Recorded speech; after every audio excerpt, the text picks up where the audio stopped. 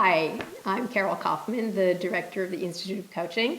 And in this section, I'd like to just share the personal story behind the perfect model. And here it is. I started out as a clinical psychologist, and how do I say this? My first orientation, theoretical, this is sort of like a theoretical and personal journey. So first of all, from a theoretical perspective, the perfect model is one of technical eclecticism. So what is that? That just means that you don't limit your perspective and what you offer someone from one theory. My own feeling is that theories correlate with reality. They're related to it, but there's not a single theory that can actually capture everything. I think we just don't have a good enough unified theory.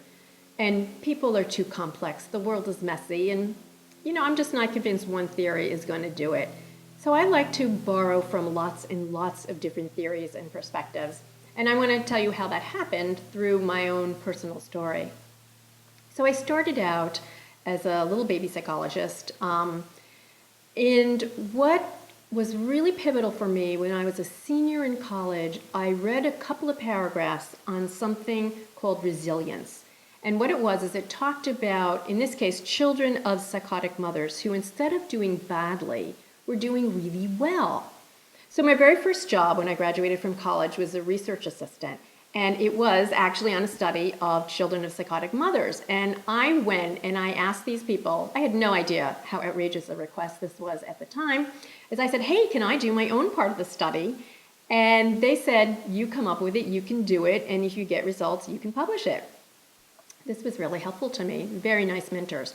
Turns out that I did this study called Super Kids, Competent Children of Psychotic Mothers, that was published in, I think it was the American Journal of Psychiatry in 1979 or something.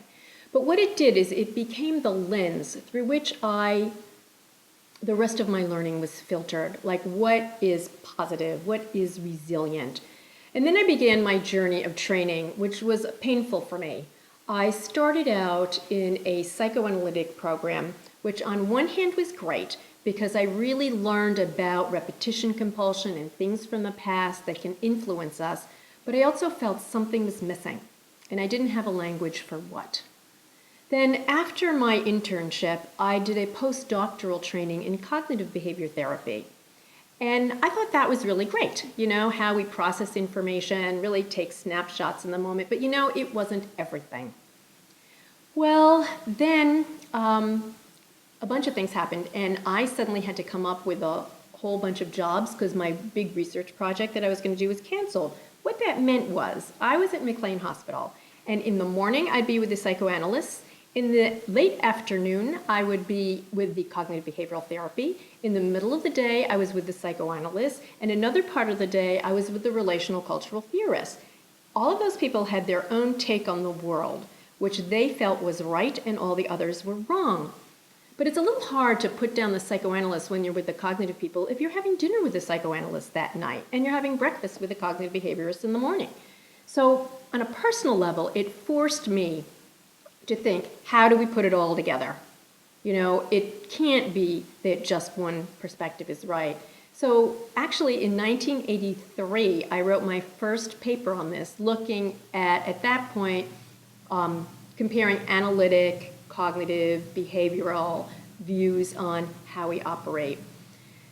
Then through the years, what happened is, as I started first in my clinical psych practice and then in my coaching practice, what I did for 1 year is I, at the end of the day, wrote down what happened that day that was compelling to me and what I learned. At the end of the year, I had 350 pages, and I thought, wow, 350 pages, I must think something. I wonder what it is. By the way, for those of you, guess what I am on the Myers-Briggs? So I looked at it all, and it started coming clear to me, the physical level, how important that was for people. Then the environmental level and the context, and the relationships, and the feeling, and the effective thinking, and the continuity, and the transcendence, that it all started coming together. But it came together really because of that personal experience I had, where I was fortunately forced to respect all the different perspectives.